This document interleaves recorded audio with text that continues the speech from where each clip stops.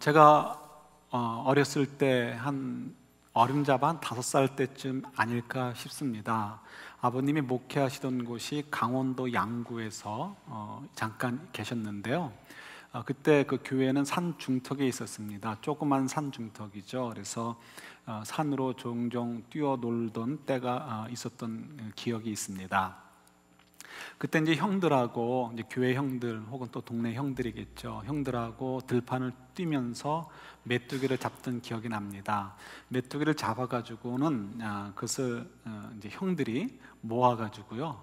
어느 한 형의 집에 가서 아궁이에다가 그것을 굽던지 아니면 프라이팬에다가 그것을 볶아가지고 먹었던 기억이 납니다. 처음에 그것을 주는데 얼마나 제가 깜짝 놀랐겠습니까? 그런데 형들이 주니까 마지못해 하나 먹었는데 영 의심스러우니까 집에 와서 어머니께 여쭙니다. 이거 먹어도 되는 거냐? 그랬더니 말씀하십니다. 먹어도 된다는 거예요. 그래서 그 다음부터 조금 편하게 먹었던 기억이 납니다. 그래서 저에게 메뚜기 하면 어렸을 때 뛰놀면서 먹었던 것, 이것이 이제 연상이 되어 있습니다. 중학교 1학년 때 단체로 영화를 학교에서 관람을 가게 되었습니다. 엑소시스트 1, 2, 3 중에 어느 건데요. 그때 그 한 장면이 기억이 나는데요. 아프리카 어느 지역 같아요. 이제 이 마을에서 함께 그 마을 사람들이 농사를 짓고 있다가 갑자기 막 소란하게 소리를 지르고 막 사람들이 뛰기 시작해서 큰 건물 안으로 전부 다 숨어 들어갑니다. 그런 그 중에 이제 든든하게 생긴 청년 몇 명이 대표로 나와가지고 이 옷가지에다가 불을 붙여가지고 밖으로 나가서 이렇게 휘두르는 그런 이제 모습이 기억이 납니다. 왜 그랬는가 금방 알게 되었는데요. 새카맣게 하늘을 덮은 메뚜기 떼가 날아오는 것이었습니다. 근데 제 머리에는 뭐가 있었다고요? 메뚜기는 식용이에요. 그래서 잘됐다. 저 가난한 아프리카 사람들 메뚜기 실컷 먹을 수 있겠구나 이렇게 생각을 했습니다. 그런데 알고 보니까 그게 완전히 착각이라는 것을 확인하는 데는 몇 초가 걸리지 않았습니다. 불과 몇 초 사이에 그 화면에 남은 것은 메뚜기 떼가 다 훑고 지나간 폐허가 된 농토와 그리고 이 메뚜기 떼를 쫓겠다고 나섰던 젊은이들조차도 죽음의 시체로 변해 있는 것, 그것을 이렇게 볼 수 있게 되었습니다. 그러니까 한국 사람들의 입장에서 메뚜기 하면 어떤 자연의 상징, 또 아니면 뭐 귀여움, 아니면 또 좀 나가면 식용, 맛있는 것 이렇게 생각할런지 모르겠어요. 그런데 아프리카 사람들에게 혹은 또 일정 지역의 사람들에게 메뚜기 하면 공포의 대상이라는 것을 저희들이 알 수 있습니다. 오늘부터 이제 저희들이 묵상하는 요엘서, 우리가 이번 달에는 요엘서와 미가서를 가지고 묵상하는데요. 요엘서의 첫 이야기는 메뚜기 떼의 이야기로 시작을 합니다. 그래서 저희들이 메뚜기 떼, 이게 별거 아닌 것처럼 느껴지지만 이유는 간단해요. 저희 한국 사람들에게 메뚜기 떼는 공포의 대상이 아닙니다. 그러나 이 이스라엘 사람들에게는 메뚜기 떼는 공포의 대상입니다. 왜 그런가요? 우리 한번 보도록 할게요. 자, 우리 한번 성경 보시겠어요? 오늘 이제 본문 말씀을 보시면 1절 보시면 부두엘의 아들 유엘에게 임한 여호와의 말씀이라. 그러니까 유엘을 통해서 주시는 메시지이죠. 근데 이 부두엘이 누군지 유엘이 누구인지 정확히 알지를 못합니다. 요 이름밖에는 아는 바가 없어요. 그래서 사실은 저희들이 그 유엘서가 언제 기록됐는지를 정확히 알지 못합니다. 2절 보면 늙은 자들아 이렇게 얘기하는데요. 저희가 한국말 하면 늙은 자들아, 이건 좀 기분 나쁘지만 그렇지 않고요. 옛날에 이제 그 원로들 혹은 장로들 이런 분들을 향해서 얘기하는 거죠. 그러니까 지도자들에게 하는 이야기입니다. 그래서 늙은 자들아 그래서 기분 나빠하실 필요 없는 거예요. 이건 사실 원래는 뭐 이렇게 이제 뭐 경어라고 할 것까지가 아니지만 그래도 지도자들을 부르는 소리인 거죠. 근데 왜 왕들 누구누구 왕이야 누구누구야 라고 하지 않고 늙은 자들아 했을까요? 이유는 왕이 없던 때다라는 것을 알 수가 있는 거죠. 그래서 저희들이 이제 신학자에 따라서 어떤 사람들은 아달랴 여왕이란 여왕 아달랴가 있었죠. 그때를 의미할 것이다라고 생각하는 분들도 있습니다. 왜냐하면 경건한 사람들은 아달랴를 왕으로 인정을 하지 않았습니다. 엉터리 왕이었고 죄악의 왕이었기 때문에.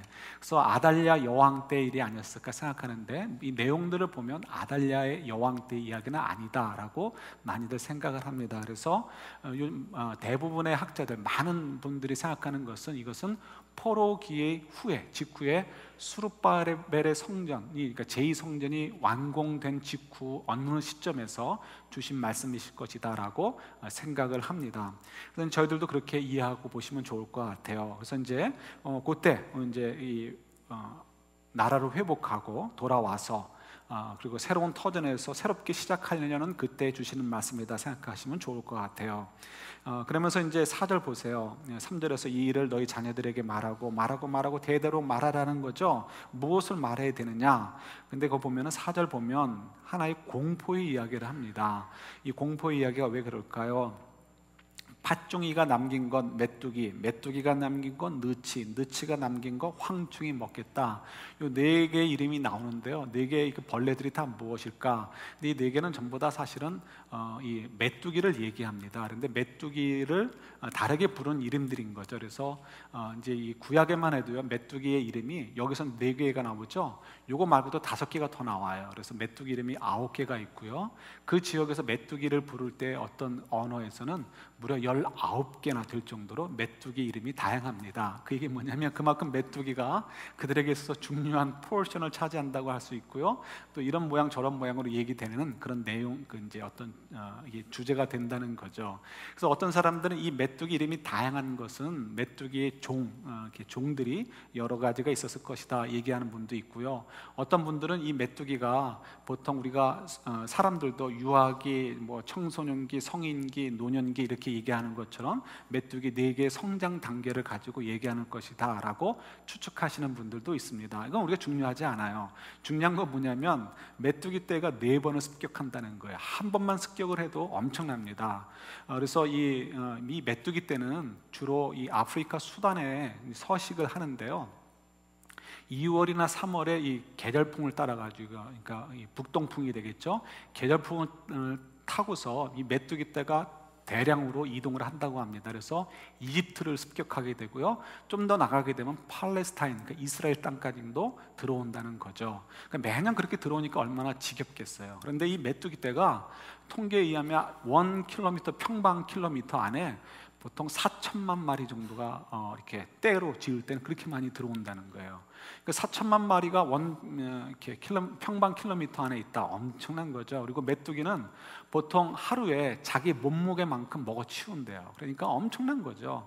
근데 그런 메뚜기 떼가 한 번만 와도 이 휘청거리고 살아남을 게 별로 없는데요, 한 떼가 먹고 지나간 거 그 다음 떼가 와가지고 또 먹어치우고, 그나마 또 남은 거를 또 세 번째 또 떼가 와서 또 먹어치우고, 그래서 또 남은 게 있다면 마지막으로 4번째 떼가 또 와서 다 먹어치운다, 이걸 얘기하는 거예요. 그만큼 어떻다고요? 지금 하나님께서 유해를 통해서 말씀하시려는 메뚜기 떼의 재앙은 너무너무 심각한 거고, 그것은 굉장히 공포스러운 것이다 하는 것을 알려주고 싶으신 거고요. 그 공포심을 어떻게 하라고요? 대대자자손손이 전달하라는 거예요. 왜 그럴까요? 좀 더 이제 이렇게 내용을 보도록 할게요. 5절, 6절, 7절 보면 이것도 메뚜기 떼가 이렇게 끼치는 해에 대해서 얘기를 합니다. 여기 보면 7절 보세요. 7절 보면 그들이 내 포도나무를 멸하여 내 무화과나무를 긁어 말갛게 벗겨서 버리니 그 모든 가지가 하얗게 되었도다. 그래서 우리가 이 5절에도 보면 취하는 자들 일어나서 울어라. 왜 우느냐? 너희들 이렇게 좋아하는 포도주가 이제는 더 이상 생산되지 않는다는 거예요. 이유가 뭐냐면 메뚜기 떼가 와가지고 다 먹어치웠기 때문에. 근데 보통 메뚜기 떼는 나무를 안 먹는데요. 나무는 손대지 않는다는 거죠. 왜요? 부드러운 밀 같은 거, 이런 양식을 먹지 나무는 먹을 게 별로 없잖아요. 그러니까 포도나무도 건들지 않는데요. 근데 어떻다고요? 1차 습격 했어요. 그 다음에 2차 습격하는 사람들이, 그러니까 메뚜기들이 먹을 게 별로 없잖아요. 3차, 4차는 더 말할 것도 없죠. 그러니까 나중에 오는 메뚜기 떼들에 의해서 남아있는 나무들조차도 어떻게 해요? 먹을 게 없으니까 갉아먹게 된다는 거죠. 그만큼 처절하게 아주 이렇게 메뚜기 떼의 재앙이 굉장히 심하게 임할 것이다 얘기를 강조하고 있는 거죠. 그래서 나무가 껍데기가 다 메뚜기 떼가 뜯어먹어가지고 하얗게 됐다. 나무를 이렇게 껍데기를 벗기면 속살이 하얗잖아요. 그것을 표현하고 있는 것입니다. 그래서 이것은 포도나무나 무화과나무가 껍질이 벗겨져서 갉아먹힐 정도다 한다는 것은 피해가 너무 커가지고요, 그 나무는 10중 8구 죽지만 혹시라도 살아남아도 다시 옛날처럼 많은 소출을 이렇게 내기 위해서는 어떻다고요?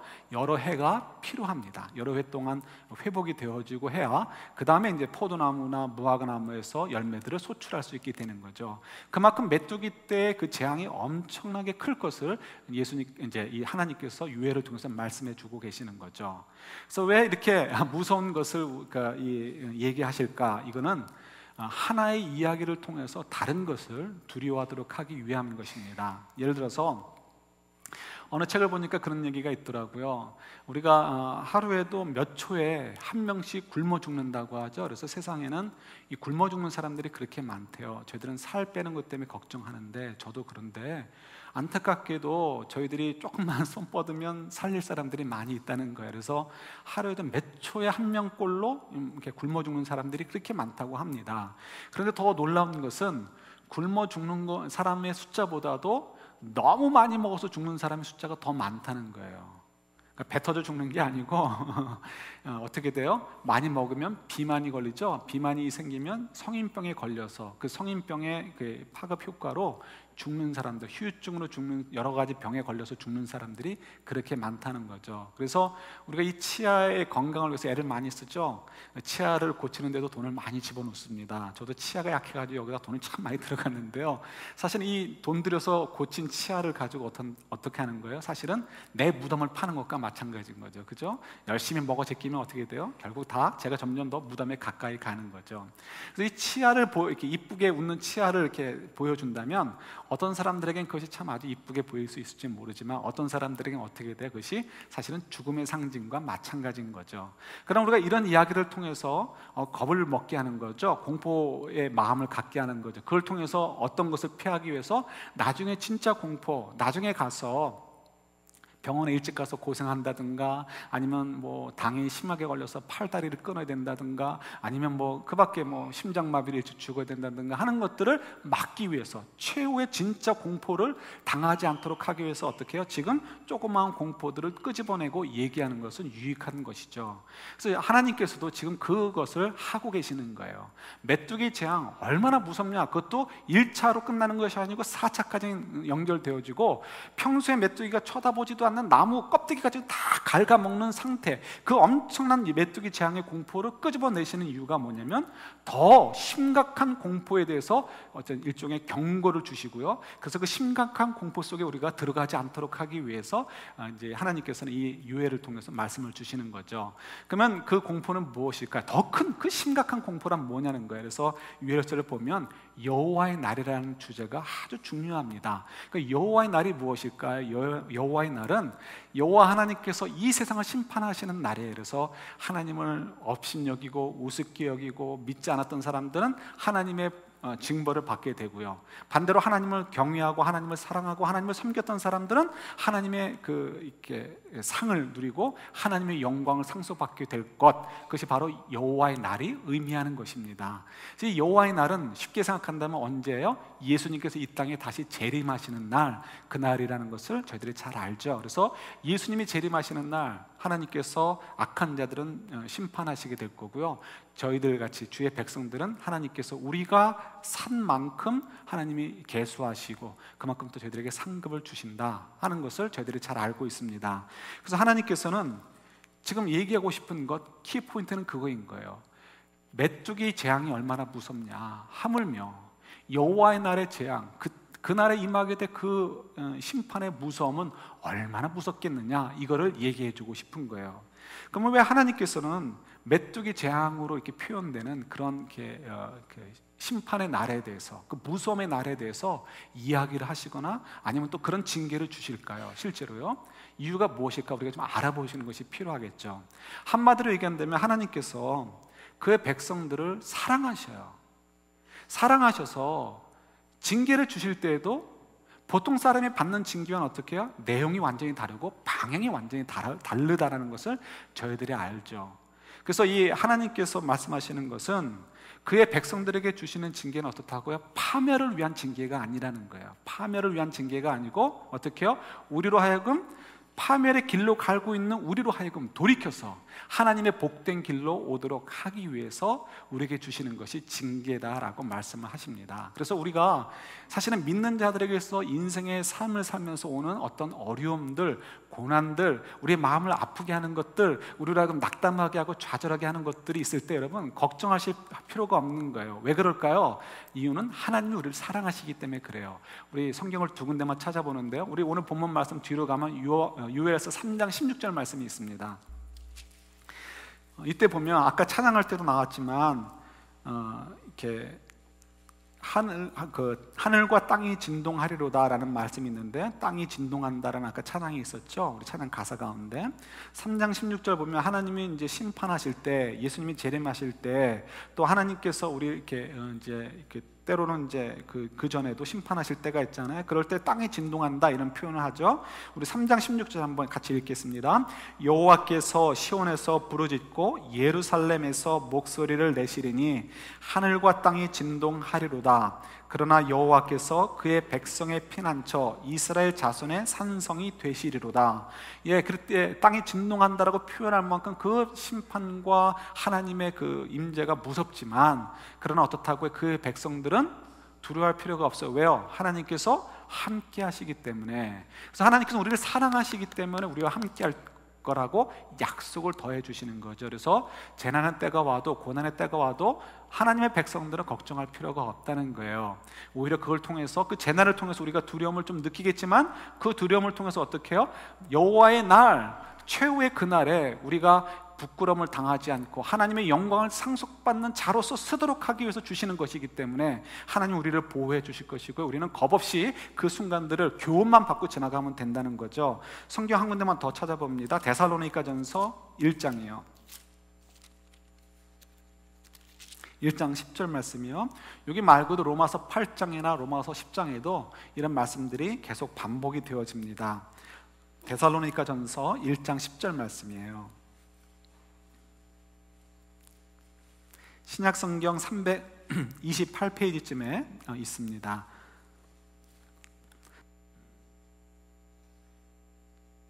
데살로니가전서 1장 10절 말씀 같이 받을까요? 또 죽은 자들 가운데서 다시 살리신 그의 아들이 하늘로부터 강림하실 것을 너희가 어떻게 기다리는지를 말하니 이는 장래 노하심에서 우리를 건지시는 예수시니라. 어떻다고요? 마지막 최후의 순간에도 우리가 주님 안에서 보호함을 받고 인도하심을 받기 때문에 어떻게 우리가 걱정할 필요가 없다는 거예요. 이 얘기 뭐냐면, 왜 하나님께서 같은 요엘서에서 메뚜기의 재앙과 같이 무시무시한 얘기를 하시면서 이 이야기를 자자손손이 전달해라 하라고 말씀하시면서 동시에 또 그러나 너희들 걱정하지 마, 내가 너희들과 함께하고 있어 라는 얘기를 하실까요? 이유는 이 재앙, 이 공포 이런 것들은 그냥 주시는 것이 아니라는 거죠. 단지 우리가 공포심을 갖도록 하기 위해서 주시는 것이 아니라 우리를 사랑하셔서, 우리를 사랑하시기 때문에, 그래서 우리가 그 재앙의 길에서 돌이켜서 하나님께 주시는 그 복된 길로 가서 그 삶을 통해서 하나님이 정말 기뻐하시는 삶을 살고요, 그런 말미암아 하나님께 주시는 복을 누리는 그런 인생들이 되도록 하기 위해서 주시는 경고의 음성이기 때문에 그렇습니다. 그래서 이스라엘 백성들이 오해하지 않도록, 저희들이 오해하지 않도록, 야, 내가 너희들을 그냥 괜히 파멸로 이르려고 재앙을 주고 징벌하는 게 아니야. 내가 너희들에게 경고하는 게 아니야. 너희들에게 겁먹게 하려고 하는 게 아니야. 단지 겁을 먹기 위해서 한 것이 아니고, 너희들이 마지막 때, 또 하나님의 심판의 때 너희들이 부끄러움 당하지 않고 정말 하나님의 영광을 상속받는 자들이 되도록 하기 위해서 내가 너희들을 사랑하기 때문에 이런 것들을 너에게 주는 거야 라고 말씀하고 계시는 거예요. 저희들도 오해하시면 안 되는 거예요. 메뚜기 때의 그 재앙을 통해서 우리도 좀 겁을 먹어야 돼요. 그러나 그 겁을 그냥 공포심으로 끝나면 되지 않고요, 맞아, 하나님의 때 우리가 얼마나 더 무서운 때를 맞이하겠는가. 메뚜기와 하나님을 비교할 수 없잖아요. 그러니까 메뚜기가 줄 수 있는 재앙과 하나님의 심판은 비교할 수가 없죠. 그러나 그때 우리가 부끄러움을 당하지 않고, 심판을 받기 때문에 부끄러움을 받지 않고, 그때 오히려 칭찬을 받고 하나님의 영광을 상속받는 자들이 되기 위해서 내가 오늘을 살 때 정말 하나님을 기뻐하시게 살아야지, 이런 마음의 결단들을 하도록 하기 위해서 이 말씀을 주셨다는 거죠. 그래서 이 이스라엘 백성들은 입으로는 너무 살아있어요. 너무 잘해요. 그래서 말씀으로는, 입으로는 얼마든지 하나님이 우리의 구원자시다 찬양하고 막 그럽니다. 그러나 실제는 어떻습니까? 그들의 마음에는 하나님을 두려워하는 마음이 없어요. 하나님을 의지하는 마음이 없어요. 그러니까 하나님께서 하시라는 말씀들, 순종하는 말씀들을 다 그냥 거부해요. 다 거부하고 믿지 않고 그 내 삶에 적용할 수 없는 부분들이 하나님 이렇게 얘기를 해버리는 거죠. 그리고 자기들이 할 수 있는 거 뭐예요? 주일날 예배 드리는 거, 그냥 안식일날 제사 드리는 거죠. 그 다음에 뭐 헌금 조금 하는 거, 봉사 조금 하는 거, 이 정도로 자기들이 해야 될 거 다 했다고 생각하고, 이래서 우리는 하나님이 우리의 구원 주시다라고 우리는 찬양하는 것입니다라고 떠드는 거죠. 그러나 주님 뭐라고요? 하나님은 그렇게 생각하지 않으시는 거죠. 아니야 그거 아니야, 그건 다 가짜야 라고 얘기하시는 거죠. 그래서 지금 이 이스라엘 백성들에게, 유다 백성들에게, 하나님의 백성들에게 너희들의 신앙을 좀 이렇게 돌이켜서 좀 제대로 좀 돌아봤으면 좋겠다라고 말씀해 주시기 위해서 이런 이렇게 무서운 이야기들을 해주고 계시는 거예요. 저희들이 계속 뭐 얘기하지만 이 산상수훈의 이야기를 늘 마음을 좀 곱씹어 보십시오. 나는 신앙생활을 몇십 년 했는데 그게 중요하지 않습니다. 정말 내가 하나님을 아른다면, 하나님이 두렵고 하나님이 사랑스러워서라도, 하나님의 사랑 때문에라도 우리가 하나님 말씀을 쉽게 생각하지 못합니다. 예를 들어서 우리가 산상수훈 얘기할 때 누가 오리를 가자면 십리를 가라, 우리가 그렇게 얘기가 되나요? 내가 친한 사람한테는 그럴 수 있어요. 내가 혹시 저 사람에게 되받을 것이 있다면, 그걸 상상할 수 있다면, 기대할 수 있다면 내가 그럴 수 있어요. 그러나 무조건 내가 쏟아 부어줘야 된다면 그게 한두 번이지 우리가 어떻게 계속해서 살 수 있겠어요? 평생에 한 번 하고 그걸 자꾸 곱씹겨서 내가 그래도 오리가자 할 때 심리 가준 사람이야 이렇게 되는 거지, 내가 오늘의 삶 속에서 오리가자고 할 때 심리 가지고 있어라고 얘기를 안 한단 말이에요. 그죠? 누가 자기에게 해를 끼친 사람을 70번에 7번까지 용서해 줄 수 있겠어요? 이건 정말 어려운 일입니다. 누가 나에게 속옷을 달라고 할 때 겉옷까지 벗어줄 수 있겠어요? 얼마나 어려운 일이에요. 그러나 주님께서 왜 그 얘기를 하셨겠어요? 이유는 우리가 천국 가면 그렇게 살 것이다가 아니고요, 우리 이 땅에서 하나님을 알고 예수님의 사랑을 아는 사람들은 그렇게 살 수밖에 없다라는 거예요. 그렇게 살아야 된다는 거예요. 그래서 지금 어떻게 해요? 이 유엘서를 통해서도 지금 포로에서 돌아온 사람들이 여전히 뜨뜻미지근해요. 그들은 입만 살아있어요. 그러나 너희들 그렇게 뜨뜻미지근한 믿음 가지고는 말로는 구원받는다, 다 쓸데없다는 거예요. 누가 그래서 구원을 주신다 그랬어요? 아무도 그건 얘기가 안 되는 거예요. 정말 우리가 마음으로 믿어 입으로 고백하는 믿음이라는 것은, 오리 가자면 심리 가려고 애를 쓰는 믿음이고요, 심리는 못 가고 육리 가다가 그냥 까무러쳐도 가는 사람들이고요, 속옷 달라고 할 때 겉옷 벗어주지 못해서 막 갈등하다가 혹시 못 벗어주는 한이 있어도 속옷 달랬다가 욕하지 않는 사람이고요, 때로는 겉옷을 다 벗어주지 못하면 팔 하나라도 뜯 찢어서라도 주는 사람들, 이런 것이 정말 하나님을 알고 살아있는 사람이라는 거죠. 그래서 주님께서나 유엘서를 통해서 하나님께서 주시는 말씀들은 사실은 다 어떻게 해요? 우리에게 굉장히 커다란 도전을 주는 말씀들인 거죠. 저희들 이 일을 위해서는 우리가 정말 무서울 것을 좀 무서워할 줄 알아야 돼요. 여러분, 아까도 얘기 드렸듯이 메뚜기 재앙도 무서워요. 메뚜기와 하나님은 비교할 수가 없습니다. 그런데 어떻게 하나님이 내리시는 재앙, 그것을 가볍게 여길 수 있을까요? 근데 우리가 그것을 무서워하지 않기 때문에 하나님을 이렇게 말씀들을 가볍게 여기는 거죠. 제가 한국에 있는 교회에서 이제 어렸을 때부터 보았던 아이가 있습니다. 그래서 제가 중등부, 고등부 전도사를 할 때, 그때는 또 학생으로 제가 또 이제 가르치기도 했었죠. 그 아이가 좀 배짱이 좀 있었어요. 그래가지고 꼬말 때부터 좀 이렇게 남달랐는데 초등학교를 입학을 했습니다. 1학년 때 일입니다.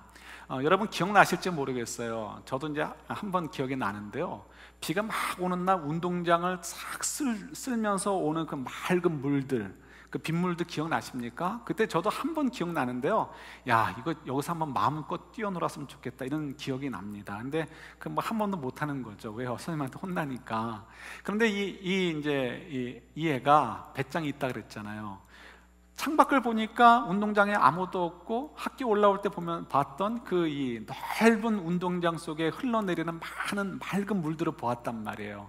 꼬맹이들 가서 뭐 옷 젖고 신발 젖고 상관하지 않고 놀고 싶은 거 있잖아요. 물에다가 낙엽잎도 띄워보고 싶고, 또 아니면 댐 같은 거 만들어가지고 모래를 파가지고 흙을 파가지고 그런 걸 만들어보고 싶습니다. 참다 안 되겠어가지고 2교시인가 3교시 끝났을 때 쉬는 시간에 나갔습니다. 나가가지고 비 맞고 노는데 띵동 띵동 또 어떻게 해요? 금방 노는 시간이 끝나는 종이 울렸어요. 그럼 들어가야 되잖아요.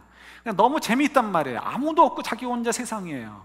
그러니까 이 아이가 생각하기를 에이 놀아버리자 하고 놀아버린 거예요. 근데 선생님이 초등학교 1학년짜리가 한 명이 안 보여요. 담임 선생님이 볼 때 안 보이니까 난리가 난 거죠. 애들도 모릅니다. 그래서 막 여기저기 다니면서 찾아보는데 없어요. 선생님이 설마 비 올 때 운동장에서 나가 놀까? 그것도 공부 시간에. 이게 정말 상상할 수 없는 일이기 때문에 마지막에 가서 더 이상 찾을 데가 없으니까 그때 가서 찾은 거예요. 보니까 한 구석에 앉아가지고 신나게 놀고 있는 거예요. 그래서 잡아온 거죠. 잡아가지고 혼을 내고 이제 4교시 끝나고 애들 다 학교 갔을 집으로 돌아갔을 때도 보내지 않고 복도에서 손을 들고 속에 있게 했습니다. 벌을 주신 거죠. 이제 2학년 위에 터울이 있는 형이 와가지고 데리러 왔습니다. 그런데 이제 보니까 이런 일이 벌어진 거라서 그 형도 선생님한테 혼나고 집에 가서 엄마한테 얘기해라 이제 그런 말 들었겠죠.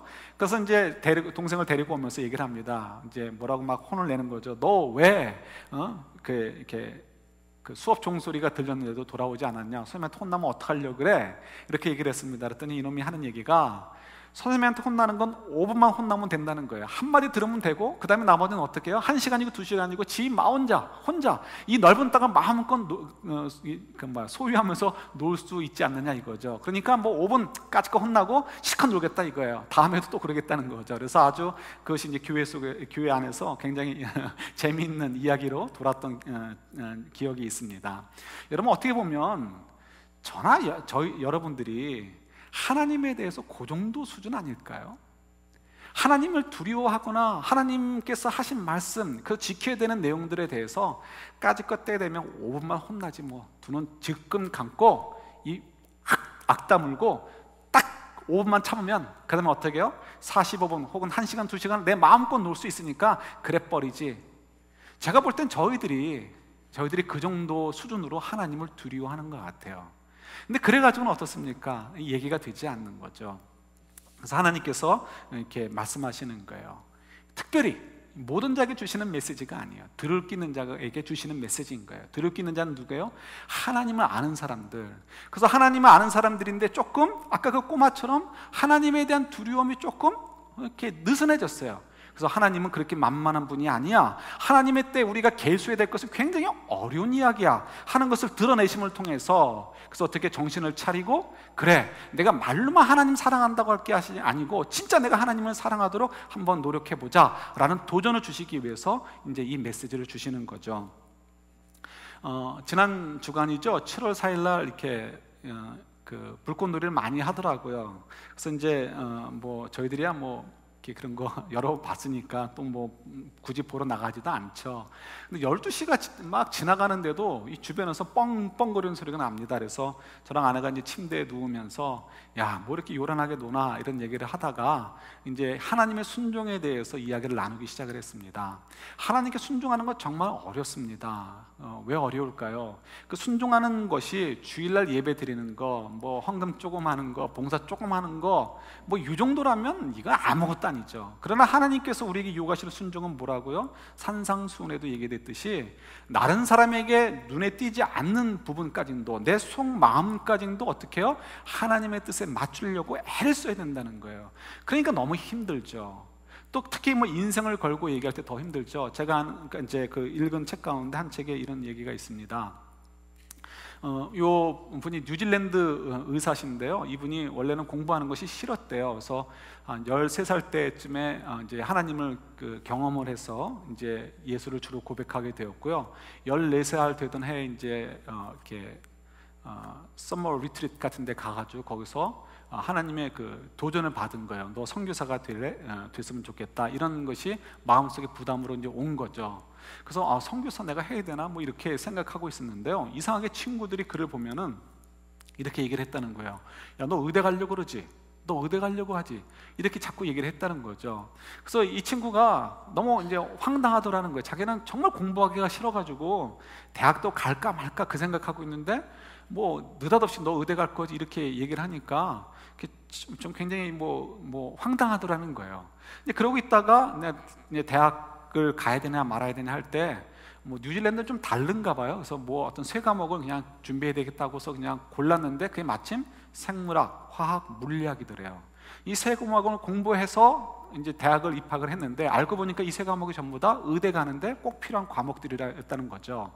그래서 이제 거기서 그 순간에 깜짝 놀라면서 주변 사람들이 그렇게 얘기하는구나, 내가 자꾸 이렇게 선교사에 대한 부담을 갖는거나, 혹은 내가 지금 그냥 세 과목 고른 것이 그 과목인거나 볼 때 아마도 하나님께서 나를 의대 가게 하셔서 의사로서 선교하도록 하게 하시려나 보다, 이렇게 이제 생각을 가졌다는 거예요. 그래서 정말 열심히 공부했다고 합니다. 예과 때 열심히 공부해가지고 본과 시험을 보는데, 우리 한국은 예과 들어가면 본과는 오로메디컬이 보통 가는데, 다운만 되지 않으면요 가는데, 거기 좀 다른가 봐요. 그래서 본과 시험을 보는데 합격률이 별로 높지가 않나 봐요. 그래서 이 친구는 그래도 어떻게 해요? 열심히 기도하면서 하나님 주신 콜링을 받고 공부하는 것이니까 정말 내가 이렇게 이만큼 헌신하고 열심히 했으니까 하나님 붙여주시겠지라고 시험을 봤습니다. 첫 번째 시험을 봤는데 우리가 예상하듯이 덜컥 떨어졌어요. 그 다음에 두 번째, 그 다음 해도 또 열심히 공부해서 시험을 보는데 이번엔 됐겠지 하고서 막 기대감을 가지고 막 모터사이클을 막 몰아가가지고요, 그냥 그 합격자 발표 첫날에 딱 가서 그 순간에 보았습니다. 있었을까요? 없었을까요? 불행하게도 거기에도 이름이 없었어요. 그러니까 분명히 자기는 하나님께서 선교사 되라는 그런 이렇게 부담감을 주어서 이건 하나님 나로 하여금 선교사 되게 하시려나 보다 라고 생각을 했고요. 그 다음에 주변 사람들이나 여러 환경들이 자꾸 의대 공부하는 쪽으로 몰아가서 그럼 나는 의사가 돼서 선교사가 되도록 하시는 것이 하나님 뜻인가 보다라고 생각을 해서 순종을 했단 말이에요. 그럼 하나님이 도와주셔야 되는 거 아니에요? 근데 그 다음에는 정말 열심히 새벽부터 밤 늦게까지 공부를 했는데, 정말 최선을 다해서 공부했는데 자기는 더 이상 할 것이 없는데 그만큼 순종했는데도 어떻게 해요? 2년째 내리 낙방을 한 거예요.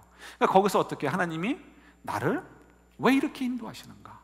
나에게 왜 이런 좌절감을 느끼게 하시는가? 내가 공부하기 싫어했던 사람인데 공부하게 하시고는, 내가 정말 최선을 다해서 주께 드리려고 했더니 왜 나를 오히려 이렇게 좌절감 속에 빠지게 하시는가? 이런 생각이 들어가지고요, 그가 정말 아주 절망감 속에 이렇게 들어갔었다는 거죠.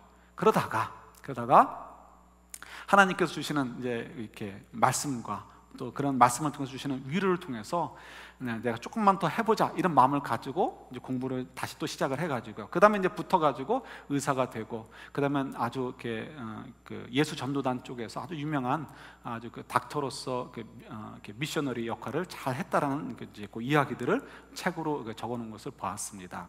여러분, 그런 상황에 놓였을 때 생각해 보세요. 마치 모세가 자기 동족들을 살리기 위해서 이집트 사람을 죽였는데 하나님이 그를 죽음의 길로 몰아가신단 말이에요. 그때 느꼈던 좌절감, 이 닥터가 하나님의 뜻대로 순종하기 위해서 하기 싫은 공부를 죽으라고 열심히 해서 의사가 되려고 했는데 하나님이 도와주지 않으신 것처럼 느껴질 때, 이때 우리는 정말 순종을 해야 되는가, 그런 삶을 살아야 되는가에 대한 회의를 가져올 때가 많이 있습니다. 우리가 하나님께 순종한다고 해서 우리가 모든 일들이 순탄하게 풀리지 않습니다. 하나님께 순종하는 길은 좁은 길이에요. 그래서 좁은 길이기 때문에 때로는 일으키셔서 우리가 조금 숨을 돌리도록 조금 넓은 길, 좀 편한 길을 갈 때도 있게 하시지만 전체적으로 어떻습니까? 좁은 길이고 험한 길입니다. 그러니까 예수님 같은 경우도 어떻습니까? 그분이 하나님의 뜻에 순종해서 살 때 편한 날이 며칠이 됐겠어요. 계속해서 피곤했고요, 계속해서 머리 둘 곳 없이 길거리에서 잠을 잤어야 됐고요, 계속해서 사람들에게 질시를 받고 질타를 받고 버림을 받아야 됐고 욕을 들어야 됐고, 결국은 너무 힘드시니까 예수님께서 골고다 위에 올라가셔서 겟세마네 동산에 가셔가지고, 그죠? 정말 눈물이 핏방울이 될 정도로 기도하시면서, 땀방울이 핏방울이 될 정도로 기도하시면서, 하나님, 다른 길 가면 되지 않겠습니까? 꼭 하나님의 뜻에 순종해야 됩니까? 라고 씨름해야 됐던 거 저희들이 잘 알고 있는 거죠. 그러나 그때 어떻게 해요? 하나님께서 무엇이 하나님의 뜻이고 무엇이 모두에게, 예수님을 비롯해서 모두에게 유익한 것인가를 알려주시니까 예수님도 하나님을 두려워하고 사랑하는 마음 때문에 순종하시게 되고요. 그래서 결국은 어떻게 해요? 하나님께서 이렇게 예수님을 살리셔가지고 모든 이름 위에 뛰어나게 하시고 모든 권세들이 예수님 앞에 무릎 꿇게 하시고, 예수님은 하나님의 오른편에 앉으셔서 온 우주를 주관하시는 이가 되게 하셨잖아요. 그러니까 저희들이 순종이라는 건 쉽지 않습니다. 그러나 순종하게 되면 어떻게 돼요? 좋은 열매를 맺게 되는 거죠. 아내랑 12시부터 얘기를 12시 막 넘어가면서 시작을 해가지고요, 막 이런저런 얘기를 하게 되었습니다. 우리에게 요구하시는 또 하나님의 순종의 부분은 무엇일까, 이런 얘기도 하게 되고요. 그러다 보면, 얘기하다 보면 조금 전에 얘기 드렸던 것처럼 그렇게 어려운 부분도 있잖아요. 순탄하지만 않은 것도 있잖아요. 그러면 그거 가지고 굉장히 괴로워했습니다. 그러다가 이제 4시 한 5분쯤, 그때 우연히 시계를 보니까 4시 5분은 막 지나가더라고요. 그때 제 아내에게 물은 질문이 있습니다. 이건 제가 종종 하는 질문이에요. 그 질문은 뭐냐면, 제가 이제 저 스스로에게 던지는 질문인데요, 너는 정말 하나님이 계시다라고 믿니? 라는 질문을 종종 던집니다. 왜 그럴까요? 우리는 정말 하나님은 계시다라고 믿는 것 같은데 어떤 때는 하나님이 계시지 않는 것처럼 살 때가 많이 있잖아요. 그러니까 저도 스스로가 하나님이 정말 계시다라는 것을 늘 좀 이렇게 확인하고 그 생각을 조금 더 느슨하게 가져가지 않도록 하기 위해서 계속해서 물어요. 하나님이 정말 넌 계시다라고 믿느냐? 그래서 종종 저는 저 스스로에게 던집니다. 그리고 이제 지난주에도 말씀드렸듯이 하나님을 무서워해야 된다는 것도 스스로 좀 던지기도 하고 또 기도도 하죠. 그 질문을 아내에게 던졌어요. 아내의 믿음을 확인하려는 것이 아니고 어떻게 하기 위해서 우리 부부가 하나님께서 인도하시는 일에, 하나님께서 요구하시는 일에 순종하는 것을 우리가 두려워하지 말자, 그것을 가지고 흔들려 하지 말자, 그걸 확인하기 위해서 질문을 던진 거죠. 그 한마디로 끝나는 거죠. 하나님이 정말 존재하는 것을 믿는다면 하나님 말씀대로 순종하는 거예요. 하나님 말씀대로 순종하면 그 다음에 어떻게 해요? 하나님 말씀대로 다 이루어질 것이라는 것을 동시에 또 믿는 것이기 때문에 그렇죠. 그래서 저희들에게 정말 필요한 것, 그것은 정말 우리가 하나님이 계시는가를 믿는 거고요. 그 다음에 그 하나님이 계시다는 것을 믿는다면 그 하나님이 얼마나 무서운 분인가도 여러분들이 같이 이해를 하시고 믿으셔야 돼요. 하나님을 마치 초등학교 1학년 학생이 담임 선생님에게 한번 5분 혼나면 끝난다라고 생각하는 분 정도로 생각한다면 이건 토럴리 우리에게 커다란 신앙의 문제가 있는 거죠. 지난주에도 말씀드렸듯이 투스타, 그냥 육군 투스타도 무서워가지고요, 그냥 그 주임 상사가 오전에 이거 철 지났으니까 치워라 하는 말을 따라서 전부 다 사병이 동원돼가지고 고추, 나무 이런 거 다 뽑아버렸단 말이에요. 그래서 철제 쓰레기통에 던져버렸어요. 근데 오후 5시쯤에 사령관이 퇴근하다가, 투스타가 퇴근하다가, 야, 저 고추 누가 다 띄웠냐? 상추 누가 다 띄워버렸느냐? 라는 한마디 하고 지나갔다고 해가지고요, 난리가 났잖아요. 그래서 다시 그걸 쓰레기통에 들어가서 다 끄집어내가지고 나무에다가 묶어가지고 다시 심어서 밤새도록 물 줬더니 그 중에 대부분이 다 살아났어요. 투스타가 얘기하는 것도 무서워서 그렇게 벌벌 떠는데, 그죠? 우리는 하나님에 대해서 어떻게 생각하냐는 거예요. 하나님에 대해서 우리는 정말 두려운 마음을 가지고 있냐는 거예요. 우리가 하나님을 두려워하는 것, 이거 정말 필요하다는 것입니다. 왜요? 괜히 공포심을 갖도록 하기 위해서가 아니고요, 하나님의 사랑을 우리가 느껴야 되기 때문에 그래요. 하나님이 우리를 사랑하시기 때문에 우리에게 하나님이 얼마나 무서운 분인가를 알려주시고요, 그걸 통해서 우리가 마지막 날에 혹은 또 주님 앞에 서는 그 날에 하나님 앞에서 우리가 심판받고 하나님께 책망받아서 부끄러움을 당하지 않도록, 오히려 그날 우리가 하나님의 칭찬을 받고 하나님의 상급을 받으면서 하나님의 영광을 누리도록 하시기 위해서, 그래서 하나님의 그 사랑 때문에 우리에게 그런 하나님이 얼마나 무서운 분인가를 알도록 하신다라는 것을 우리가 귀담아 들어야 되는 거죠. 여러분, 저 여러분들에게 바운더리라는 것이 있습니다. 이 바운더리, 이게 참 문제가 되죠. 때로는 이 바운더리가 참 필요해요. 그래서 친구 관계 속에서도 바운더리가 필요하고요, 이 부부 관계에서도 바운더리가 필요하고 가족끼리 사이에서도 바운더리가 필요합니다.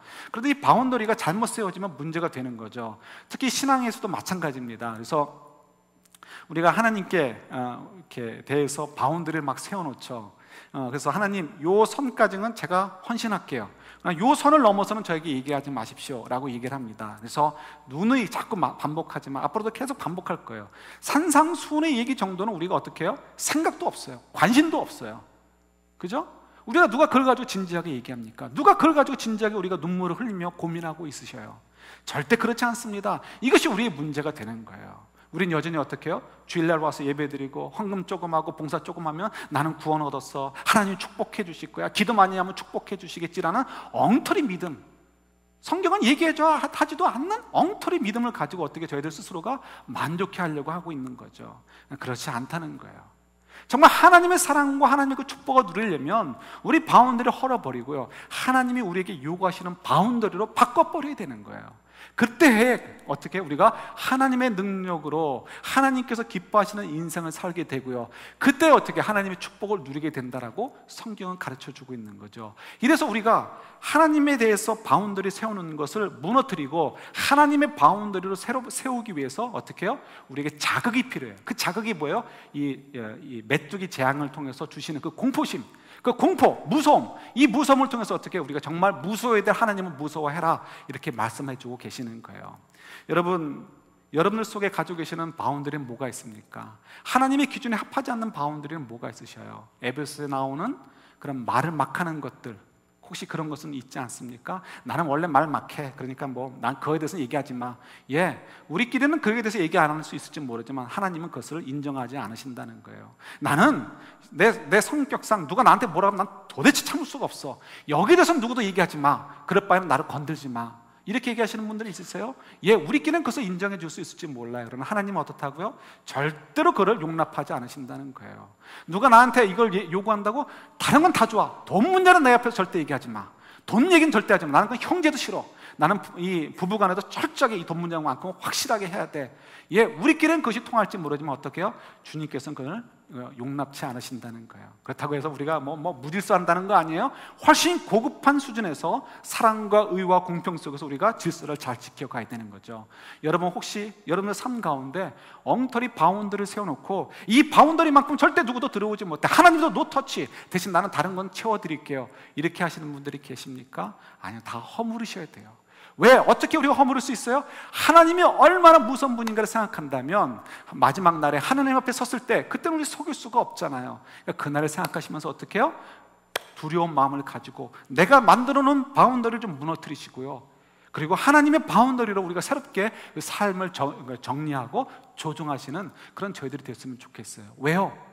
그걸 통해서 우리가 하나님의 놀라운 은혜와 축복들을 누리는 인생이 될 수 있기 때문에 그래요.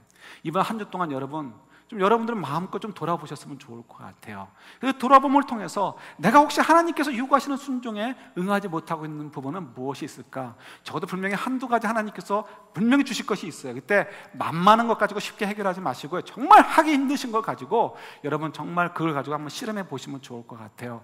그걸 가지고 실험함을 통해서 내가 정말 하나님의 계심을 믿는가, 나는 정말 하나님을 두려워하고 있는가를 확인하시고, 하나님을 정말 사랑하고 있는가를, 내가 정말 하나님을 사랑하고 있는가를 확인해 보셨으면 좋겠어요. 그리고 그 속에서 여러분들이 가지고 있는 바운드를 좀 무너뜨려 버리고 순종하지 못했던 부분을 다시 순종하는 것으로 바꿈을 통해서 정말 하나님의 때 저희들이 하나님 앞에서 부끄러움 당하지 않고 하나님 앞에서 정말 칭찬받고 상급받으면서 하나님의 영광을 상속받을 수 있는 저희들, 그래서 그런 삶을 통해서 정말 하나님이 기뻐하시고 저희도 정말 더욱 행복해질 수 있는 저희들이 될 수 있기를 우리 주님의 이름으로 축원합니다. 같이 기도하겠습니다.